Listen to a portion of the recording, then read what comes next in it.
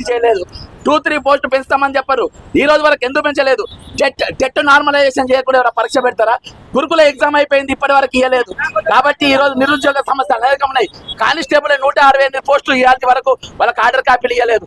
కాబట్టి ఈ పనికి మాలిన ముఖ్యమంత్రి, అవగాహన లేని ముఖ్యమంత్రి, 420 ముఖ్యమంత్రి, ఈ భారత రాష్ట్రంలో ఎక్కడ కూడా లేనటువంటి ముఖ్యమంత్రి తెలంగాణకు వచ్చి ఎంత భయంకరం సార్. 6 నెలల్లో ఇంత వ్యతిరేకత తెచ్చుకొని 6 నెలల్లో ఒక ప్రశ్నించే గొంతులను తీసుకొని వచ్చి ఈరోజు తీర్మానం మళ్ళీ అనేటువంటి ఎక్కడ పోయిండు?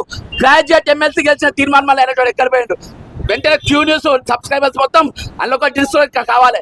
ఈ రోజు సూర్యాపేటకు చెందినటువంటి మోతీలాల్ 8 రోజులకే దీక్ష చేస్తా ఉంటే తీర్మానం మళ్ళీ గ్రాడ్యుయేట్ ఎక్కడికి గెలిచినోడు ఎక్కడ పోయినా గాడిది.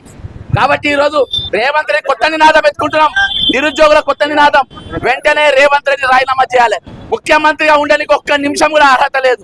ముఖ్యమంత్రిగా ఉండడానికి ఒక్క నిమిషం కూడా మాట్లాడడానికి వీల్లేదు. ఈరోజు నిరుద్యోగ ప్రభుత్వం అంటారు. రాహుల్ గాంధీ ప్రియాంక గాంధీ తీసుకొని వస్తారు. సరూర్ స్టేడియంలో ప్రియాంక గాంధీ గారితో యూత్ డిక్లరేషన్ పెడతారు.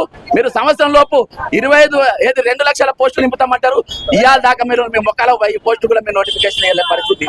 ఈ రోజు ఒకటే చెప్తున్నా, వీళ్ళు క్వశ్చన్ పేపర్ అమ్ముకున్నారు. వీరు గ్రూప్ 1 క్వశ్చన్ పేపర్ అమ్ముకున్నారు. వీళ్ళు group 2 group 3 post question paper అమ్ముకున్నారు. కాబట్టే 1:100 చేస్తలేరు. కాబట్టే వీళ్ళు పోస్టులు చింపే చిత్తశుద్ధి వీళ్ళకి లేదు. కాబట్టి ముఖ్యమంత్రి నీవు వెంటనే రాజీనామా చేయాలి. నువ్వు ముఖ్యమంత్రిగా ఉండడానికి వీల్లేదు. రాహుల్ గాంధీని తీసుకొని చిక్కడపల్లిలో కూర్చోబెట్టేసి ఆయనతోని మేము కొత్త పోస్టు మొత్తం నింపుతామని చెప్తారు.